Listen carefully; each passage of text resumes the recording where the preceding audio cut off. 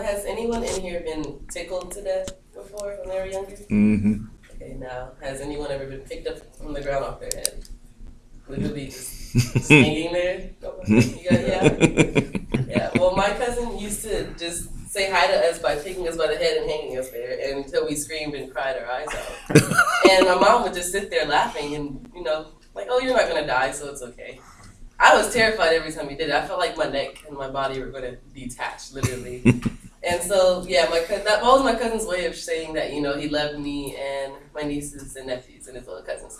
So, and I'm a very family-oriented person, so, I really love family. Like, I think family is love and family is life. So, being around my family and just being with them growing up with a big family has taught me, like, multiple values that I still hold with me today. So my cousin, his name is Damian Phillips, and I think he's the definition of tough love because he's in a motorcycle gang. So he just imagine how people in motorcycle gangs look really buff, and he's bald but with a beard, and he's Japanese and black, so it kind of looks even scarier, kind of. So that's his like tough side and his like mean mugging side. But then he also has a sweet side because he has a daughter who's 5 years old now, I think, and that just brings out like the sweet side in him, makes him so happy. Like, and you're like, wow, I didn't know you could be this nice, but obviously he could. And so 3 years ago, November 14th, me and my family moved into a big house, and instead of having a housewarming party, we had a Thanksgiving party, November 27th, like as a housewarming party. And since my family is a pretty big family and like very welcoming, everybody brings their friends and their family over to eat with us. And on this day in particular, I got really mad at my cousin for something stupid, honestly. I went in my room and saw my charger was broken, and I was like, hey, what happened to my charger? And he was like, oh, my bad, I broke it.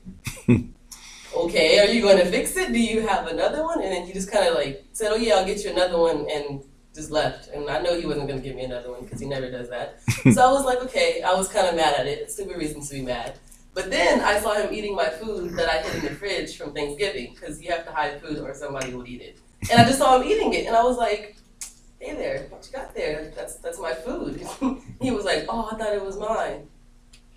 What? And I was mad because he ate the last of the ham and the monkey bread that I had for Thanksgiving. So I was really mad at him, and I didn't talk to him for the rest of the day. And when he left, I didn't say bye to him either. I was like, no, I'm mad at you. Okay, so then 2 days later at 12:30 a.m., I got like a private message in my Instagram from an acquaintance that also knew my cousin. And she literally texted me these exact words. Your big cousin Damien died today. Motorcycle accident. He flew off the freeway.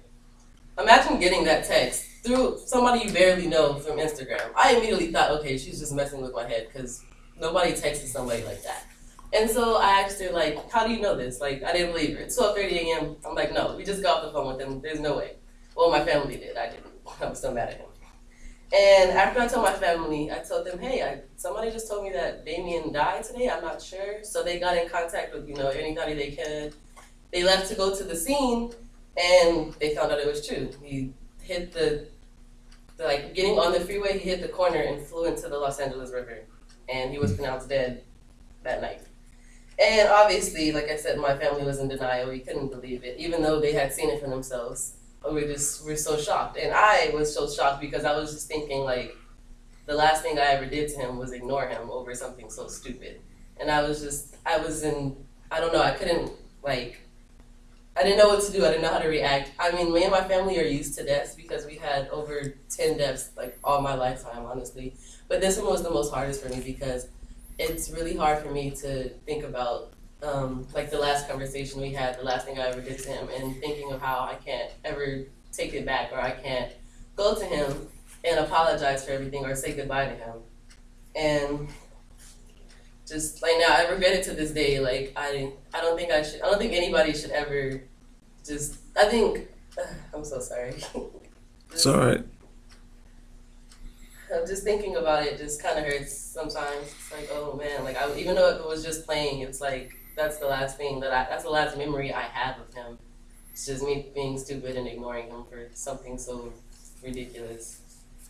Actually, from that, I've learned multiple values that I will hold for me, like for the rest of my life. Like cherish family because they might be gone the next day.